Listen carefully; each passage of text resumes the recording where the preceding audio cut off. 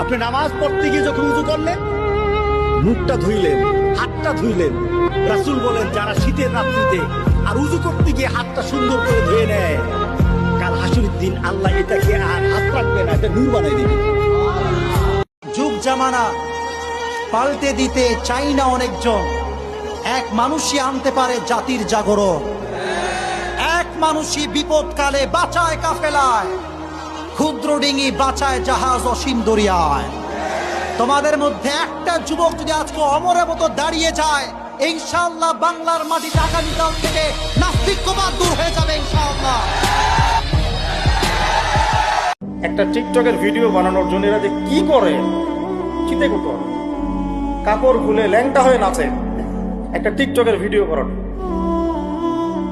একজন আলেমেদিন আসছে, তাকে মানে মোবাইলে বিরক্ত করতে করতে তার লেকচারের টপিকটাই নষ্ট করে। আর আমরা যে ওস্তাদদের কাছে পড়াশোনা করি, আমি জীবনে আমার ওস্তাদকে এটা বলার সাহসই পাই নাই, ওস্তাদ আপনার সাথে কি একটা ছবি তোলা যাবে? আমি আল্লাহর কসম করে বলতেছি, আমি এই পর্যন্ত, আর আমি যার কথা বলছি তিনি এই উপমহাদেশের অন্যতম একজন শ্রেষ্ঠ মুহাদ্দিস। আমরা তাদের কাছে যাওয়া আসা করি পড়াশোনার জন্য, তিনি জ্ঞান শেখার জন্য। আজ পর্যন্ত আমি কোনোদিন বলতেও পারি নাই যে উস্তাদ আপনার সাথে একটা ছবি তুলতে চাই। বিশ্বাস করেন? কিন্তু এই ওয়াজ মাহফিল, এইটা ওইটা, এইসব জগৎগুলোতে গিয়ে আমরাও নষ্ট হয়ে গেলাম। মানুষের মধ্যে নূর, তাসকিয়া, আদব, মসজিদের আদব, আদব কায়দা, ভদ্রতা সব নষ্ট হয়ে গেছে।